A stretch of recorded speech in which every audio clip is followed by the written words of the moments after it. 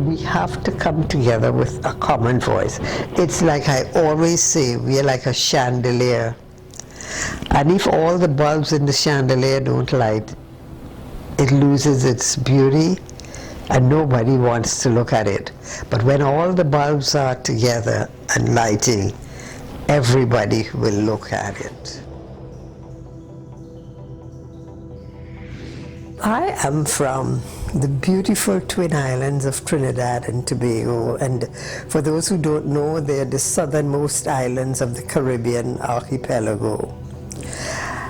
I was born in the south of Trinidad, at the Pointe-à-Pierre Hospital, which was a hospital on an oil field. It served the number of oil fields in the south because my father worked on an oil field called Antilles Petroleum Company. So that was my early life.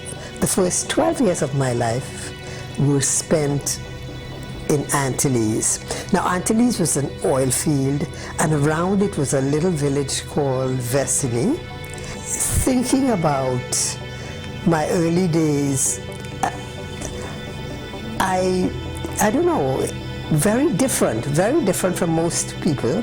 First, I was an only child, and on the oil field where I was, there were about 4 houses. There were no other children. So my company was, I remember as a girl, little girl, talking to the clouds, to the trees, to the flowers. And my playground was the oil field on which we lived. So I would do things like, on evenings, go play with the tools that the workmen would use, right? Now I am looking and thinking, now that was a bit crazy, because some of them had their tools in racks. Obviously now I remember there were numbers. Well, there's a reason for that. Everything had its place, and if there was an emergency, they could run in a hurry and know exactly what to pull. But I would take the tools, examine them, and I know for a fact I did not always put them back where they belonged. I guess you were just being a child. Yes. But fortunately for me, nothing happened.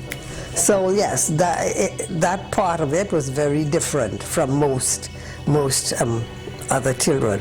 It is not to say I was a hermit, by the way, or I didn't play with kids. I did, because I went to school in another little village not too far. Actually, my primary school was right next, would you believe, to one of the wonders of the world, one of the 7 wonders, the Pitch Lake in La Brea. That lake that supplies the tar that provides roads for many, many countries in the world.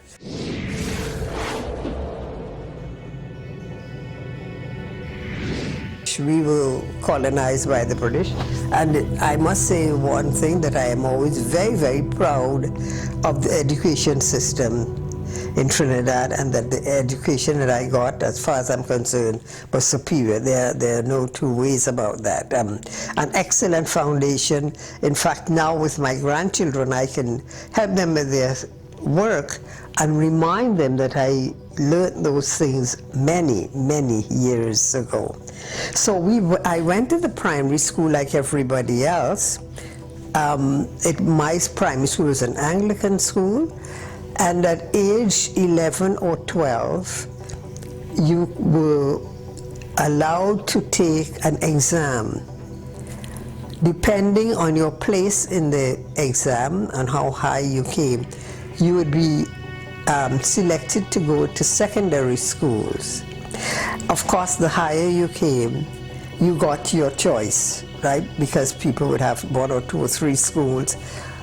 I was one of the fortunate ones that I was able to get my first choice, which was the very prestigious Bishop Anstey High School, in girls' school. And I call it prestigious because it was a good school. It was an excellent girls' school because of the type of education that you got there. We moved to Port of Spain because Bishop Anstey was in Port of Spain. So it meant leaving the life that I knew and loved for the first 12 years and I had to get adjusted to a new type of living. I attended the University of the West Indies, the St. Augustine campus, which was in Trinidad, about 10 to 15 minutes away from driving from my house. I knew I wanted a university education on my own. I knew that. It was an expectation of my parents, like most parents in the Caribbean, but I had no intentions of coming abroad to gain a university education, because I thought my life in Trinidad was really very good, and somehow the stories that I heard didn't guarantee me that I might live that same kind of comfortable life. One of the things I remember is that at Christmas time, the radio stations in Trinidad would broadcast, I guess feeding from the universities, greetings from the students who could not come home for Christmas. And it would be such a sad thing to hear them talking to their parents and their friends. And no, I didn't think I wanted that. In my first year in what would be the advanced level certificate, the University of the West Indies opened fully a campus in Trinidad, man-made for me, so that's where I decided to go.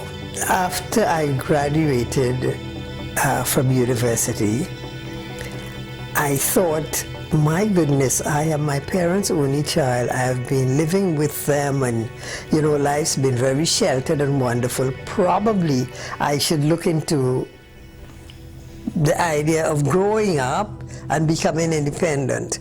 So I would venture away from Trinidad. I was really very concerned about too offering my service to the Caribbean. It's that kind of thing is very important to me. So the short story is that I did get a job in the Bahamas and worked there for 3.5 very, very happy years, very fulfilling years. And after a hectic university career, it was a good place to have downtime. I taught from grade 7 to 12. That was social studies and history. What is very interesting, last year, 2023, one evening I received a phone call, and the person said, "May I speak with Mrs. Bruno, please?" And I said, "This is she, right person, but a new name," because that was my first married name. And it was one of my students. 50 years later, they were trying to track me down to invite me to a reunion. I could not believe it.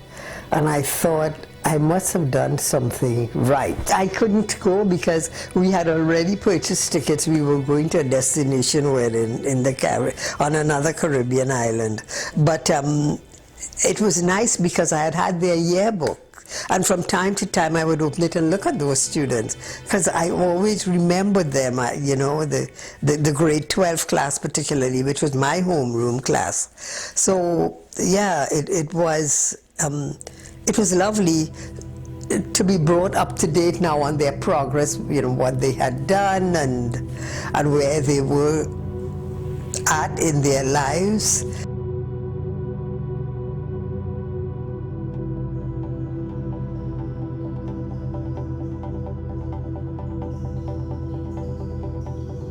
While I was there, my then husband decided he wanted to come to Canada, and that's how I ended up in Canada.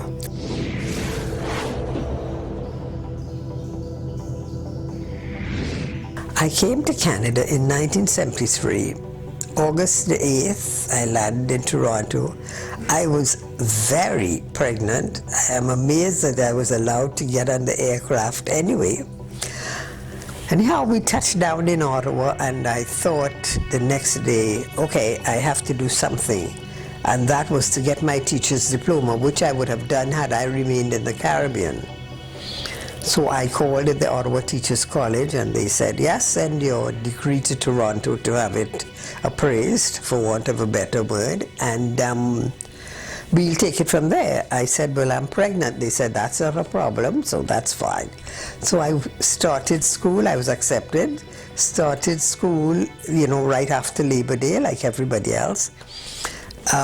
Went to school until the 21st of September. So that was probably about 2.5 weeks at most. That was a Friday. On the Saturday, I went to the Grace Hospital, delivered my babies, stayed home for 2 weeks, and went right back to school and finished my diploma. But I could only do that because my mother was part of the family, so yes, I knew my baby was well taken care of. What was life like at that time? Very interesting. Sometimes there are parts of it that I would love to have back, the Ottawa that I knew.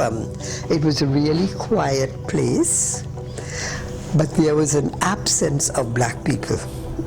A literal absence of black people. I remember the next year in '74 when I started working, then I would take the bus to come down to town, and the first morning there was a black bus driver. Not the first one that I started, but the very first time a driver showed up and he was black. Well, the next mornings I just waited for that bus simply to see someone looking like me on the bus.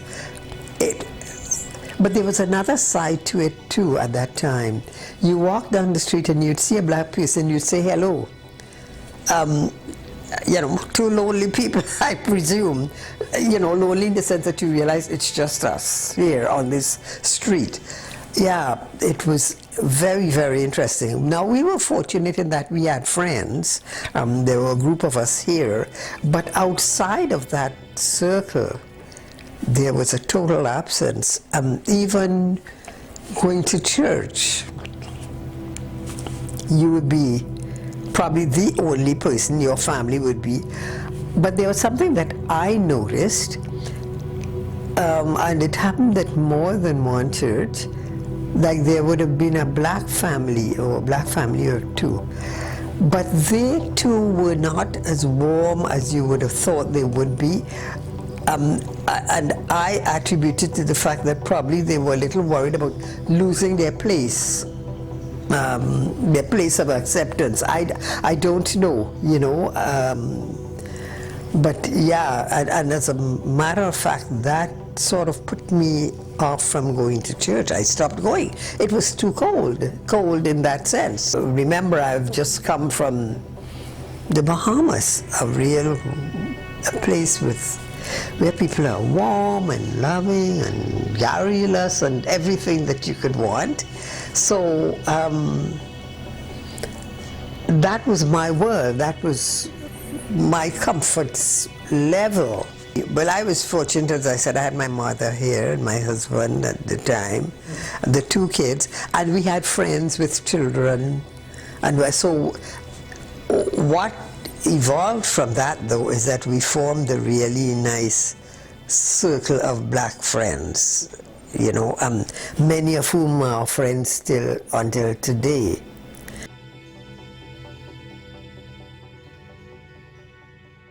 I can talk about first getting to work. In those days, the OC had just started its express bus system, and I remember distinctly there was this bus that I used to take, and because it started in my area, I would get the seat that I liked best was the first seat after the long one labeled for people with physical challenges and stuff. And there was a woman who would come get in at the last stop that the bus would make before it went onto the transitway. And if there was the only seat on the bus left and it was next to me, she never came and sat next to me. A few times I looked back and I could see the people in the bus, because normally you'd be taking the bus with the same people every morning. And I could see the sort of embarrassment on their faces. Not that they may have done the same thing, but because someone else was doing it, I could see them feeling really embarrassed. She would go to the back, hold on to the door rail and not sit, hold on, stand all the way downtown rather than come and sit at me. So that was the trip to the bus. White? Of course she was, yes.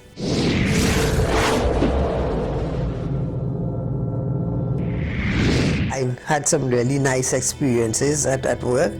And as I said, particularly in the telecommunications area, it was really very different.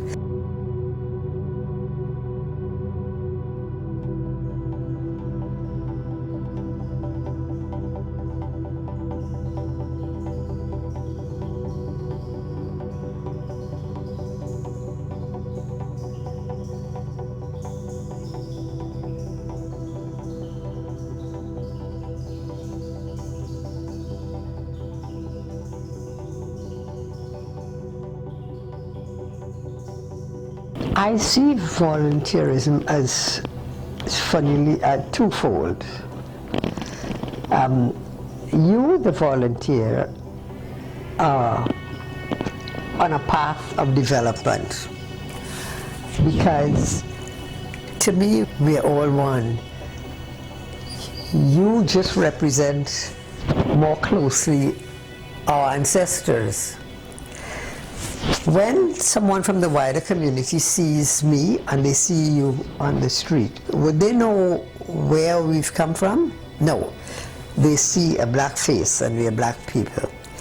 So we had better learn that we have to work together. That's why I show up at the events held by African organizations, because we have to support each other. No, not at all. My specialties are history and political science, strangely enough. But years ago, I was part of a women's group called Focus on Black Women. It was just being started, and we went to be interviewed. I was one of the people that was there to be interviewed about the group. When the interview was over and I was getting ready to leave, the host of the Caribbean calendar that time was Faye Jarrett, and she said, could you come and join our volunteer group? To be nice to have you. I said, well, I know absolutely nothing. I've never been involved in journalism from that point of view, interviewing people. I know nothing about it. And she says, trust me, don't worry, you'll be good at it. I thought about it, and then I took her up on her word. I have now started my 41st season. It happened that a young man here of Jamaican origin had an altercation with the police. It was in Sandy Hill, in that Sandy Hill area. The police were chasing him. He ran into the river and he drowned. And the day that the body was found, we went, Caribbean Calendar went. And we decided that we had to take this program in a different direction. And from that, we started doing interviews with people like the police, talking about issues facing the Caribbean community.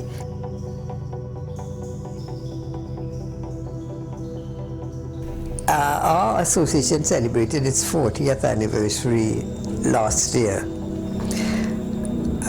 It started in 1983, so I was the president from 1985 to 1987. I was the second president. Then I was elected again in 1996, and I stayed with there until 1999. And then in 2010 I was again elected, but for 1 year I am still there. The experience has been, for the most part, positive. I have been always fortunate to have an excellent team. I am thankful for what they do, and I find that there are people with such talent that without even realizing it, I've had the opportunity to encourage them to pursue the areas of interest that they have and probably didn't even realize that they have. every year our books are audited. So that level of accountability has always been there, and I think that has, I guess, developed a level of trust. Our members know for a fact that, they can see all the where their money is going, or any money that has come in, any money that's been donated, where it is and why it is. And so that has been my modus operandi at the Trinidad and Tobago Association of Ottawa.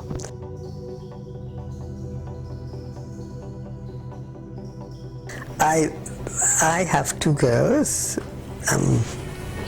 Me actually, with Swahili names, Nia Tawana and Nisha Eula. I am now remarried, and my husband has a boy and a girl, so we have a nicely joint family of 4 children, 3 girls and 1 boy. We have between us 7 grandchildren, ranging in ages from 22 to 2. And yes, and we've even found time to we have one guy whom we always say is our adopted son. He's of Jamaican origin, so he is here with us. He's considered part of the family, so, and he's got 4 kids, so a family event here is quite the thing. And I always smile because I say, here was I an only child. Christmas would always be just my mom, my dad, my grandmother, and myself. When she passed, it was Mom, Dad, and Ingrid. And then, now I have, 11, 12 of us or more. Well, we always have more because we have other people who join us. But yeah, it's nice to be part now of a big family. All 3 of the kids are here. 1 is in Toronto.